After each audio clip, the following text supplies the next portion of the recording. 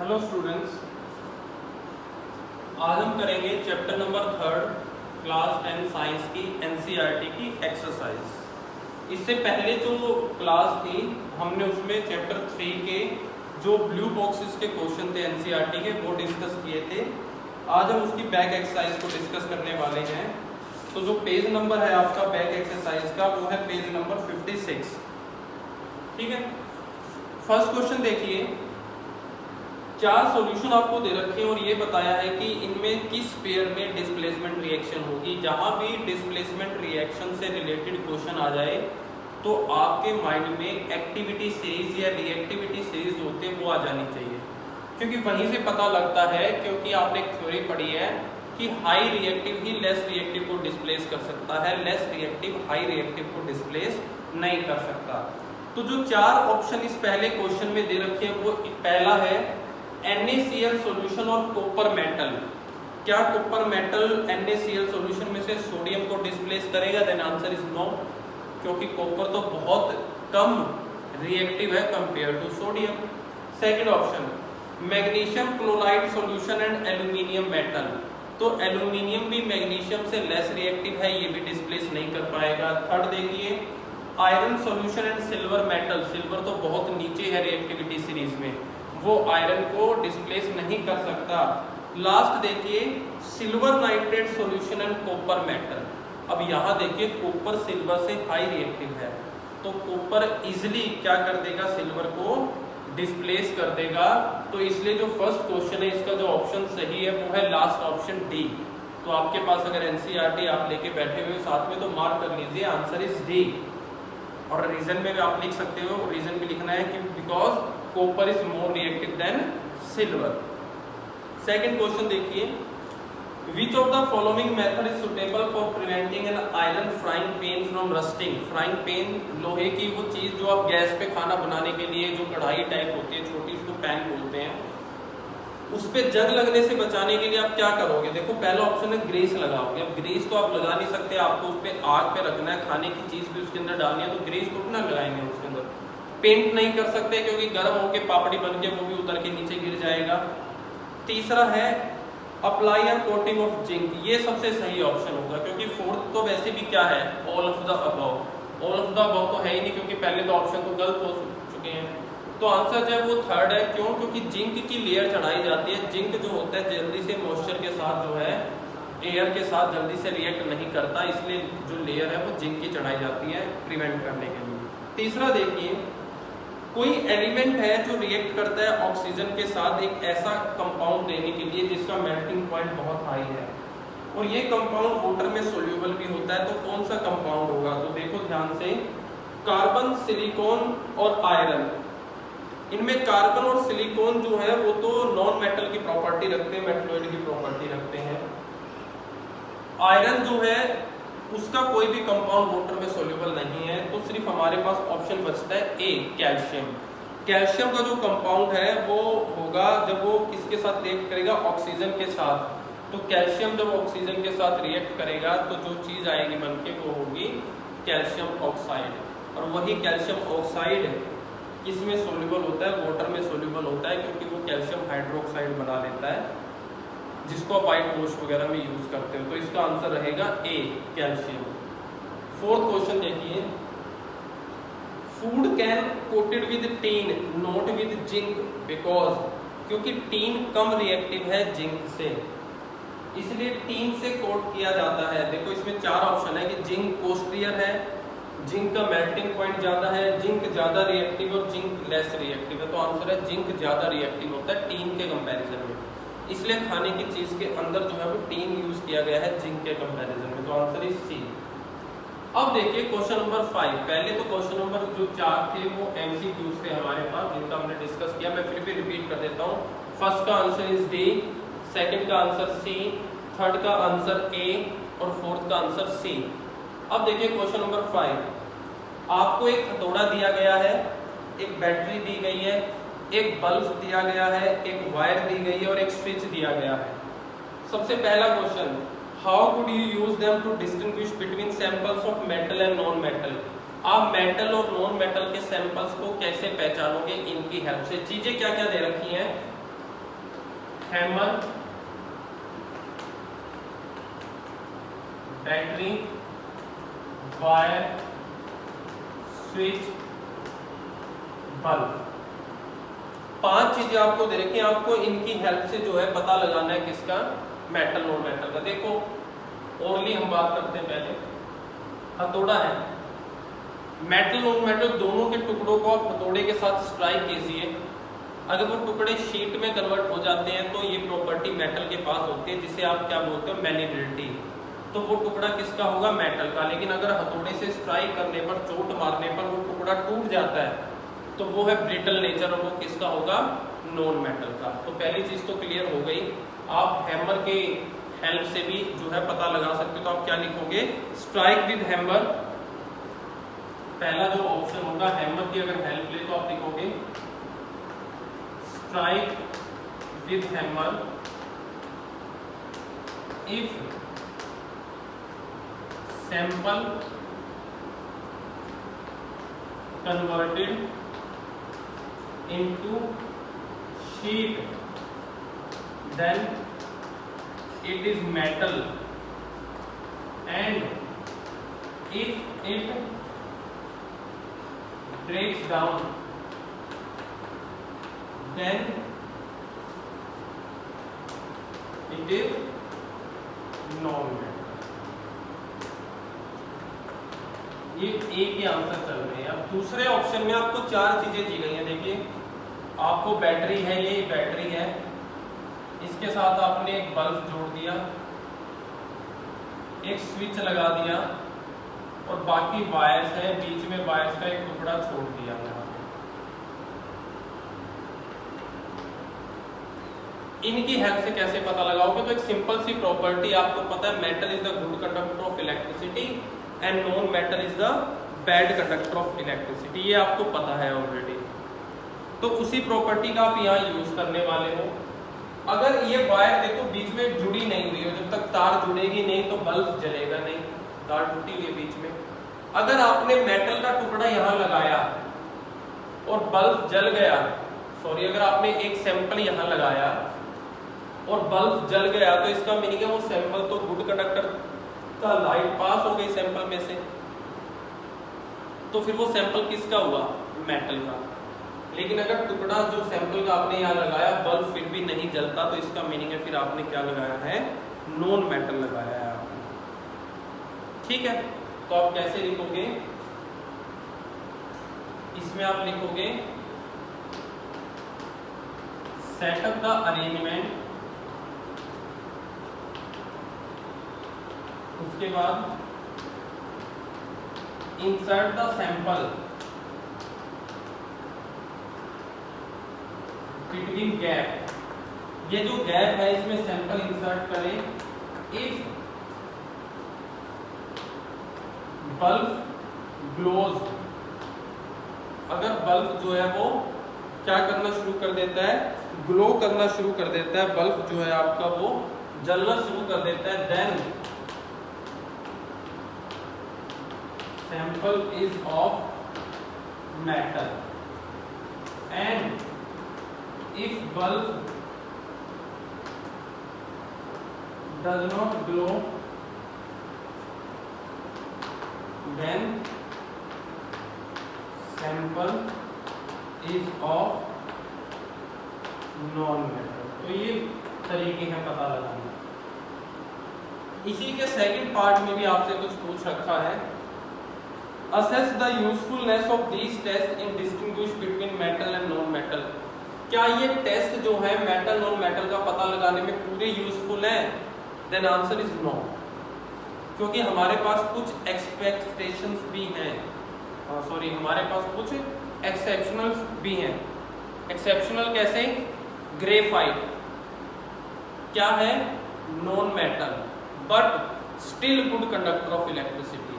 तो अगर सैंपल में ग्रेफाइट होगा और आप यहाँ लगाओगे तो बल्ब तो ग्लो करेगा, लेकिन सैंपल तो किसका हुआ, वो नॉन मेटल का।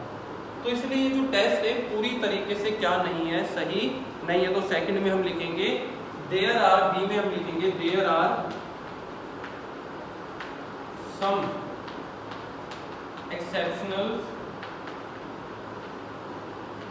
also like graphite is non metal but still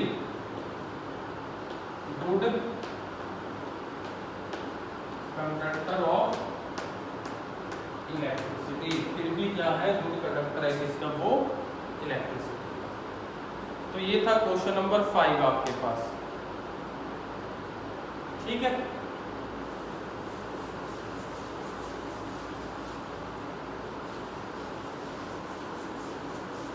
next देखिए question number 6।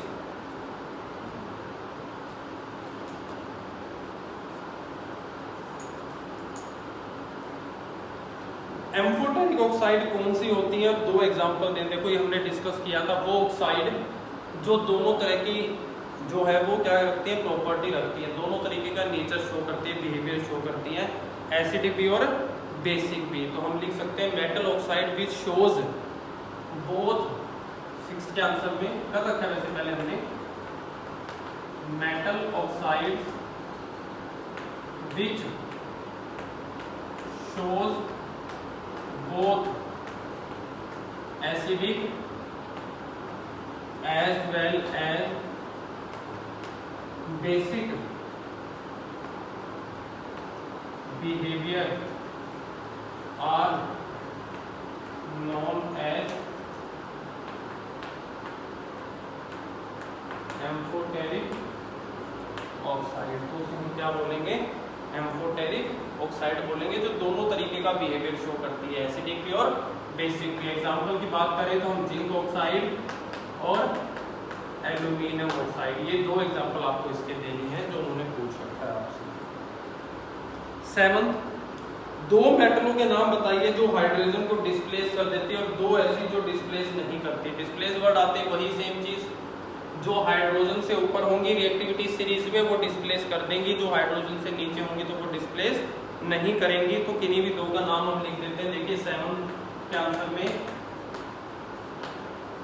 Magnesium and zinc will displace hydrogen where, दो ऐसी जो डिस्प्लेस नहीं करती उनमें आप लिख दो उससे नीचे जो है कॉपर और जिंक है, कॉपर और silver, sorry, where copper and silver will not displace it, वो इसको डिस्प्लेस नहीं करेंगे। क्वेश्चन नंबर 8, इलेक्ट्रोलिटिक रिफाइनिंग है किसी मेटल की, तो आपको ये बताना है उसमें आप एनोड किसको लोगे, कैथोड किसको लोगे और इलेक्ट्रोलाइट किसको लोगे। तो देखो सबसे पहले इलेक्ट्रोलाइट लेते हैं उस मेटल के सॉल्यूशन को, तो जो साल्ट सॉल्यूशन होगा मेटल M का वो तो होगा इलेक्ट्रोलाइट। तो आप यहाँ लिखोगे सिंपल, छोटे छोटे आंसर है क्वेश्चनों के। Salt solution of metal M is taken as electrolyte, comma pure metal is taken as cathode, क्योंकि कैथोड पे सबमिट होती है, हम कर चुके हैं ये चीज। और एंड इम्प्योर मेटल या जिसे आप इम्प्योरिटी कहते हो वो कहाँ सबमिट होती हैं, इज taken as एनोड, उसे एनोड बोलते हैं। नेक्स्ट देखिए फिगर आपको दे रखी है एनसीईआरटी में। प्रत्यूष ने एक चम्मच के ऊपर सल्फर का पाउडर लिया और नीचे बर्नर आपको दिखाई दे रहा है, वो बर्नर से गर्म कर रहे हैं, गैस निकल रही है जिसको उसने टेस्ट ट्यूब में कवर कर लिया। तो सल्फर है, नीचे गैस है, तो सल्फर डाइऑक्साइड गैस होगी वहां पर। पहले क्वेश्चन में आपको एक्शन बताना है इस गैस का ड्राई लिटमस पेपर पे और मॉइस्ट लिटमस पेपर पे। सबसे पहले तो जो गैस निकल रही है वो है sulphur dioxide. Sulphur non metal है, तो सल्फर डाइऑक्साइड का जो नेचर होगा वो कैसा होगा, एसिडिक नेचर होगा, क्योंकि नॉन मेटल के ऑक्साइड जो होती हैं वो एसिडिक होती हैं। तो पहले हम लिखेंगे कि sulphur is non metal, so oxides of non metal are acidic in nature. तो इसका मीनिंग है सल्फर डाइऑक्साइड का नेचर कैसा होगा, एसिडिक होगा। तो जो पहला क्वेश्चन आपको आंसर देना है वो ये ए पार्ट ही चल रहा है। फर्स्ट कि ड्राई लिटमस पेपर के पे क्या फर्क पड़ेगा, तो आपको पता है ड्राई लिटमस पेपर पे कोई फर्क नहीं पड़ता, क्योंकि जब तक सॉल्यूशन लिक्विड नहीं होता, वाटर में नहीं होता, तो तब तक अपने में से कोई भी H+ आयन या OH+ आयन जो है वो लूज नहीं करते। ये चीज हमने सेकंड चैप्टर में की है। तो आंसर में लिखेंगे there will be no action of gas, there will be no action of gas on dry litmus paper, कोई एक्शन नहीं होगा। लेकिन अगर वो लिटमस पेपर ड्राई नहीं है, मॉइस्ट है, तो होगा। तो क्या होगा, ये तो एसिडिक है, और एसिड सॉल्यूशन किसको किस में चेंज कर देता है, एसिड सॉल्यूशन चेंज करता है ब्लू को रेड में। तो आप क्या लिखोगे कि वेट लिटमस पेपर किस में टर्न हो जाएगा, रेड में हो जाएगा। तो आप लिखोगे इसमें moist litmus paper will turn red, तो वो रेड टर्न हो जाएगा।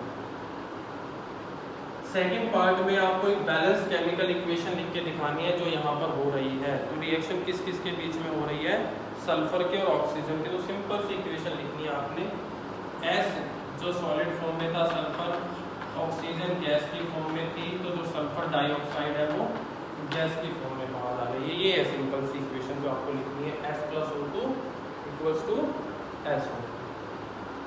10th क्वेश्चन,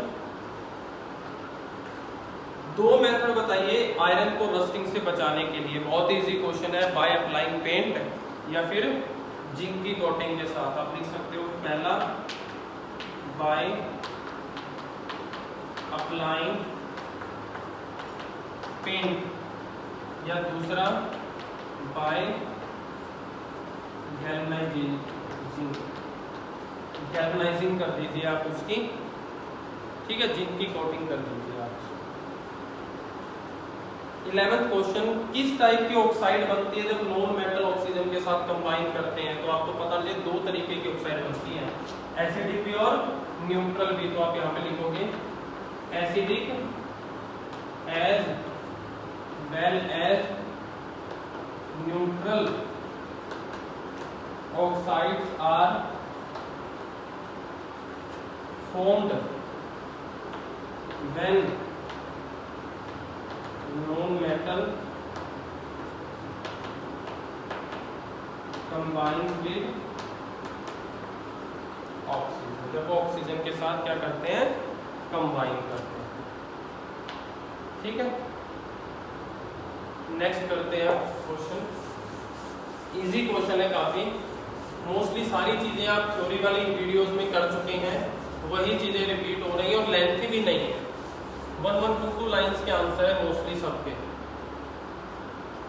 अब आपको 4 क्वेश्चनों के रीजन देने हैं क्वेश्चन नंबर 12 में। पहला है 12 का फर्स्ट पार्ट कि प्लेटिनम, गोल्ड और सिल्वर को ही ज्वेलरी में क्यों यूज किया जाता है। क्योंकि ये बहुत अनरिएक्टिव है, इनकी जो शाइन है वो मेंटेन रहती है, इसलिए हम इनको यूज करते हैं। देखो, because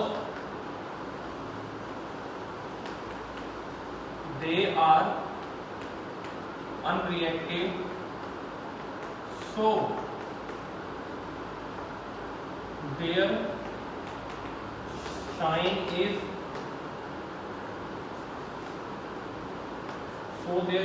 is maintained, hence they are used in jewellery. इसलिए उनको किस में यूज किया जाता है, ज्वेलरी में यूज किया जाता है, क्योंकि ना किसी के साथ रिएक्ट करते हैं और शाइनिंग भी जो है उनकी वो बनी रहती है, इसलिए यूज करते हैं jewellery. Second question, sodium potassium lithium को सबको ऑयल के अंदर ही क्यों रखा जाता है? Because they fastly react with air, because they fastly react with air and catch fire. Air के साथ जल्दी से रिएक्ट करके क्या कर लेते हैं? फायर कर लेते हैं। इसीलिए हम क्या करते हैं? इनको स्टोर करके रखते हैं ऑयल के अंदर, जो इनको अनरिएक्टिव बना के रखता है। Hence we store them in oil. Third, aluminium बहुत हाईली रिएक्टिव मेटल है, फिर भी उसको यूज किया जाता है बर्तन बनाने के लिए, खाना बनाने के लिए जो बर्तन होते हैं। देखो एल्यूमिनियम बहुत रिएक्टिव है, लेकिन एल्यूमिनियम की एक खास बात क्या है? वो बहुत हाई टेम्परेचर पे एयर के साथ रिएक्ट करके एक लेयर बना लेती है एल्यूमिनियम ऑक्साइड की। पहले भी हमने डिस्कस किया फर्स्ट चैप्टर में चीज। वो एल्यूमिनियम ऑक्साइड की लेयर फर्दर कॉन्टेक्ट होने से रोकती है मॉइस्चर के साथ, तो इसीलिए इसको बर्तनों में यूज किया जाता है। तो हम क्या लिखेंगे? Aluminium form a layer of aluminium oxide, aluminium form a layer of aluminium oxide, किस पे? At high temperature, high temperature पे वो ऐसा करती है। और ये जो लेयर बन जाती है ये इसके बाद कोरोजन को रोकती है। After which it resist, after which it resist, इसके बाद ये खुद रोकती है किसको? कोरोजन को। ये लेयर फिर एक प्रोटेक्शन का काम करती है। After which it resist corrosion and does not react with, किसके साथ फिर ये रिएक्ट नहीं करती? फूड के साथ रिएक्ट नहीं करती। And does not react with food. Last question, 12th का लास्ट पार्ट है हमारे पास। कार्बोनेट और सल्फाइड ओर को पहले कन्वर्ट करते हैं ऑक्साइड में during the process of extraction. Extraction में कार्बोनेट और सल्फाइड को पहले ऑक्साइड में ही क्यों कन्वर्ट करते हैं, डायरेक्ट मेटल में क्यों नहीं करते? तो आपको बताया था कि ऑक्साइड से मेटल कन्वर्ट करना ज्यादा इजी प्रोसेस है एज कंपेयर्स टू कार्बोनेट और सल्फाइड से मेटल कन्वर्ट करना। तो जो सॉल्यूशन आंसर होगा उसमें हम क्या लिखेंगे कि it is easier to reduce oxide than, लिख लो, it is easier to reduce oxide than carbonate and sulfide into metal।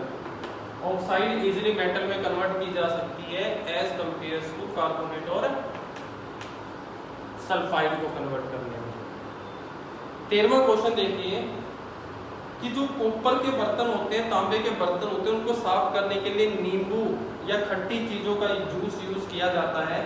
तो बताइए ऐसा क्यों है कि यही चीजें साफ करने में ज्यादा यूज होती है, दूसरी चीजें नहीं होती? तो देखो, कॉपर को जब हम एयर में रखेंगे तो कॉपर जो है डाइऑक्साइड की लेयर उसके अंदर बन जाती है। अब वो जो लेयर कॉपर कार्बोनेट की या कॉपर डाइऑक्साइड की बन गई, वो रिएक्ट करेगी उस एसिड के साथ जो खट्टी चीज आपने यूज किया उसको साफ करने के लिए, और जो प्रोडक्ट बनेगा रिएक्ट होने के बाद वो प्रोडक्ट जो है वो वाटर में सोल्यूबल होता है। तो जैसे ही आप नींबू रगड़ते हो तो नींबू के साथ रिएक्ट करके वो जो डस्ट जो लेयर बनी थी वो वाटर में सोल्यूबल हो जाती है, और फिर आप पानी के साथ जब साफ करते हो तो वो सारी चीज जो है वो साफ हो जाती है, बर्तन जो है वो साफ हो जाते हैं। तो हम इसमें लिखेंगे ये कि on reacting with air, on reacting with air, copper makes a green layer of copper carbonate, ये आपको पता है, ग्रीन लेयर कॉपर कार्बोनेट की उसके ऊपर बन जाती है, जिसे आप जंग भी बोलते हो, रस्ट यानी कि कोरोजन भी बोलते हो। और ये जो कॉपर कार्बोनेट है ये रिएक्ट करता है सिट्रिक एसिड जो खट्टी चीजों में होता है। This carbonate react with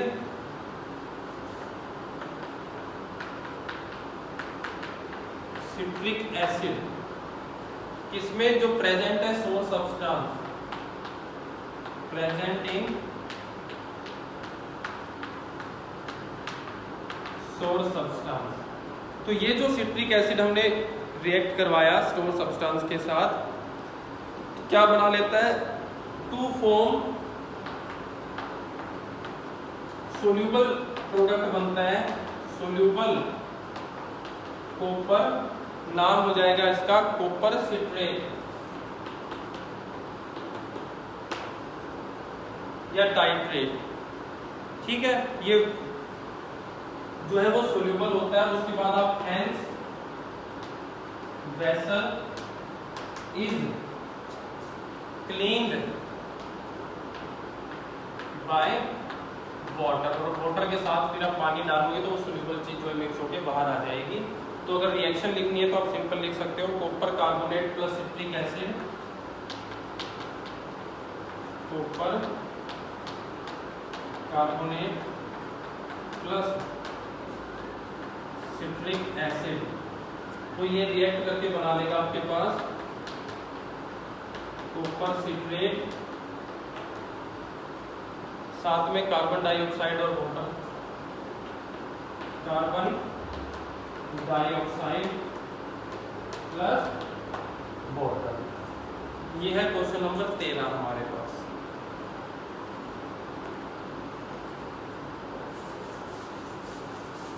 question देखिए, आपको डिफरेंस बताना है मेटल और नॉन मेटल में on the basis of their chemical property, उनकी केमिकल प्रॉपर्टीज के बेस पे आपको डिफरेंस बताना है।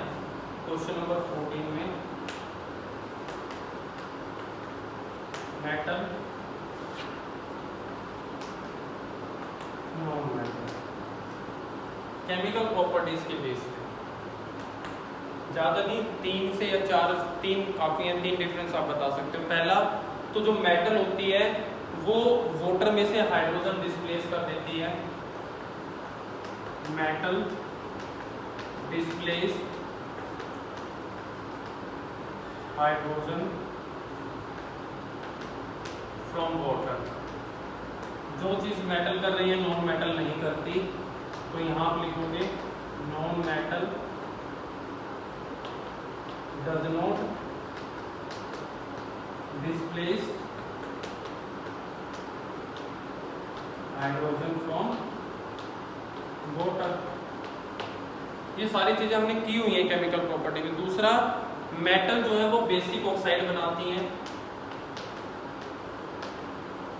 Metals form basic oxide.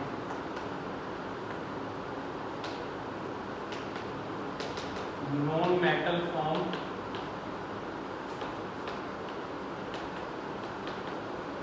Acidic oxide या न्यूट्रल ऑक्साइड भी बनाते हैं। तीसरा, मेटल एसिड में से भी हाइड्रोजन को डिस्प्लेस कर देती हैं, metal displace hydrogen from acid, लेकिन नॉन मेटल ऐसा नहीं कर पाती। Non metal does not displace hydrogen from acid, क्योंकि ये रिएक्टिंग नहीं करती। तो ये 3 जो हैं आपको मेन जो हैं डिफरेंस याद रख लेने हैं। 5th क्वेश्चन देखिए, इंटरेस्टिंग क्वेश्चन है 15th जो है आपका। उसमें ये कहा गया है कि एक आदमी डोर टू डोर जाता है ये कहता हुआ कि वो सुनार है, और अगर आपके जो सोने के आभूषण है, ज्वेलरी है, वो डल हो गई है, चमक कम हो गई है, तो मुझे दे दीजिए, मैं उनको चमकदार बना के आपको वापस दे दूंगा। एक लेडी उसकी बातों में आ जाती है, वो अपना सोने के जो बैंगल है वो उसको दे देती है। वो क्या करता है कि किसी सॉल्यूशन में डुबाता है और सॉल्यूशन में से निकाल के जब देता है तो उसकी चमक बहुत ज़्यादा हो जाती है। लेकिन उस लेडी को ऐसा लगता है कि चमक तो आ गई पर कुछ हल्के हो गए, वजन कम हो गया है, तो वो लेडी अपसेट हो जाती है। तो इन्होंने कहा कि आप एक डिटेक्टिव का रोल प्ले करते हुए ये पता लगाइए कि उसने ऐसी किस चीज़ में उसको डाल दिया कि उसकी चमक तो आ गई लेकिन वजन कम हो गया। तो आंसर जो आपको पता होना चाहिए वो ये कि सॉल्यूशन क्या था, एक्वारेजिया, क्योंकि आपने पढ़ा है कि ये सोने को डिसॉल्व कर लेता है। और क्या है ये, it contains 3 parts of HCl acid concentrated form में and 1 part of nitric acid which dissolve gold, जो गोल्ड को डिसॉल्व कर देते हैं। इसीलिए वो जो डर्टी लेयर वाला गोल्ड की जो ऊपर की लेयर थी वो सारी क्या हो गई, इसने उतार ली। तो हम लिखेंगे तो outer layer of bangle dissolve, तो इसमें लिखेंगे outer layer of bangles dissolved hence, क्या नोटिस किया उसने, hence their weight is reduced. तो लेयर जब डिसॉल्व हो गई तो वेट भी क्या हो गया, कम हो गया। लास्ट क्वेश्चन, क्यों कॉपर को यूज किया जाता है हॉट वाटर टैंक बनाने के लिए, स्टील को नहीं किया जाता? पहले डिफरेंस पता हो कि किसको कंपेयर किया जा रहा है। लास्ट क्वेश्चन, कॉपर तो मेटल है लेकिन स्टील एलॉय है, और आपको पता है स्टील जो एलॉय होते हैं, एलॉय की इलेक्ट्रिकल कंडक्टिविटी, हीट कंडक्टिविटी कम होती है एज कंपेयर टू मेटल। ये चीज आपने पढ़ी है। यही रीजन है बस कि हम किसको यूज करते हैं, कॉपर को यूज करते हैं। तो सबसे पहले हम इसमें ये लिखेंगे, रीजन लिख देंगे कि इलेक्ट्रिकल और heat conductivity of alloy is less than metal, कम होती है मेटल से। पहली चीज तो यही, और फिर लिख सकते हैं हेंस कॉपर इज यूज, इसीलिए हम कॉपर को यूज करते हैं हॉट वाटर टैंक बनाने के लिए, जिससे पानी गर्म रहे। तो आप लिख सकते हो so that instead of steel, steel तो एलॉय है, we use copper in making hot water tanks. तो इजी एक्सरसाइज थी, 1-2 लाइंस के क्वेश्चन ज़्यादा थे जिनके आंसर 2 लाइनों में हो, और मोस्टली सारी चीज़ें आपने पहले पढ़ रखी थी। तो इनको आपने रिवाइज कर लेना है। नेक्स्ट चैप्टर हम नेक्स्ट वीडियो से शुरू करेंगे। Thank you.